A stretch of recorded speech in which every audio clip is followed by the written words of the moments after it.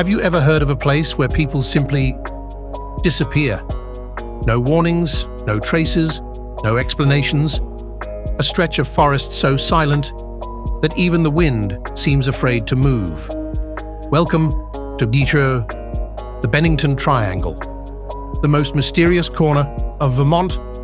Between 1945 and 1950, 5 people vanished in this quiet region, swallowed whole by the forest, never to return. But what's terrifying is not just that they vanished, it's how. Because every single one of them was last seen in broad daylight. The Bennington Triangle sits deep within the Green Mountains of Vermont. At first glance, it's peaceful. Green pines, crystal streams, the kind of place hikers call paradise. But locals whisper another story. They say this forest has moods. One moment, warm, calm, inviting. The next, it turns dark, silent, watching. Old hunters used to say the compass would spin wildly, birds would stop singing, and an eerie calm would settle, as if something unseen had stepped into the clearing. It began on Odessa, November 12th, 1945. A seasoned hunting guide, Mitty Rivers, 74 years old. He knew these woods better than anyone. That morning, he led a group of hunters up into the mountains. On the way back, Mitty walked a few steps ahead of the group, just a few, enough that he rounded a bend in the trail first. When the others turned the same corner, he was gone. No shouts, no struggle, just gone. Hours turned to days. Hundreds joined the search. They found only a single rifle cartridge near a stream. No body, no footprints, no signs of animals. As winter came, searchers gave up, and that's when the locals began calling the area the Triangle. 1 year later, December 1st, 1946, Paula Weldon, an 18-year-old college student, decided to take a quiet hike on the long trail after lunch. She wore a red jacket, easy to spot against the white snow. She was seen by several people heading toward the trail. One couple even remembered joking with her about the cold weather. She smiled, kept walking. That was the last time anyone saw Paula alive.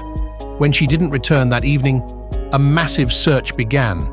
Police, soldiers, dogs, aircraft, even FBI agents joined. For weeks, they scoured every inch of the trail. No footprints, no torn clothing, no body. The red jacket was never found. Some say she was kidnapped.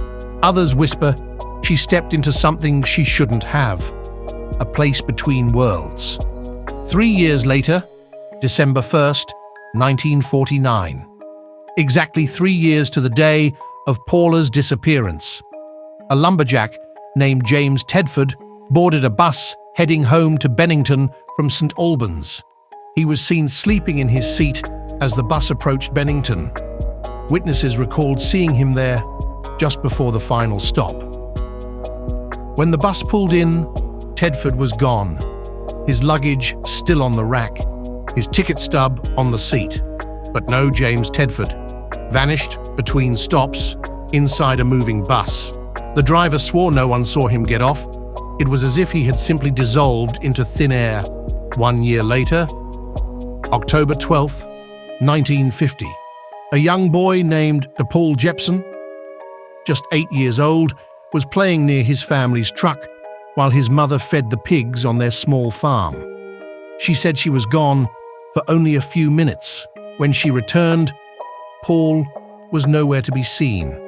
Searchers brought in dogs. They followed his scent up to a certain point on the road, the very same trail where Chatofi Paula Weldon had disappeared 4 years earlier. Then suddenly, the scent stopped, as if the boy had vanished into thin air. His bright red jacket, just like Paula's, was never found. The last case happened only 2 weeks later. October 28th, 1950. Frida Langer, a 53-year-old woman, was camping with her cousin near Somerset Reservoir. While hiking, she slipped into a stream and said she'd go back to camp to change clothes. She turned around, walked off the trail, and vanished. Search teams scoured the area for 7 months, through snow, rain, and thaw. Then, in May 1951, her body was found. But here's the part that chills the blood. Her body was discovered in a field that had been searched multiple times before. No one could explain how it appeared there months later. And her cause of death? Still unknown. 5 disappearances, 5 years, all within a few miles of each other, and none with a clear explanation.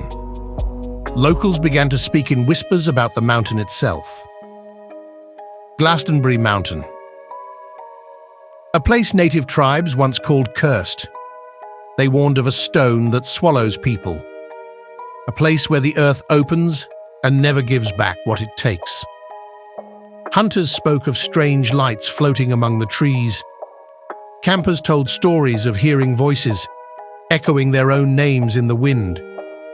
And sometimes, people swore they could see flashes of red deep in the forest, like a jacket, waving for help. Over the years, experts have tried to explain the Bennington Triangle. Some blame mountain winds and sudden disorientation, a psychological phenomenon called silent hypoxia. Others suggest serial killers, hidden caves, or secret military activity. But then there are those who believe something else lives in those woods. A doorway, a rift, a thin place between our world and another. Those who step into it never return, at least not the same. Today, hikers still visit Bennington. Some say the forest feels alive, the air heavier, the silence too complete. Compass needles still twitch, radios lose signal, and sometimes, deep in the distance, you can hear footsteps, not behind you, but beside you, keeping pace. They say if you wander far enough into the forest, you might see flashes of red among the trees. But whatever you do, don't follow them. Because once the forest chooses you, it doesn't let go. Even now, more than 70 years later, not one of those 5 people has ever been found. The Bennington Triangle keeps its secrets. No explanations, no peace, just silence. So if you ever find yourself walking through Vermont's forests and the woods suddenly go quiet, turn back, because some mysteries are not meant to be solved.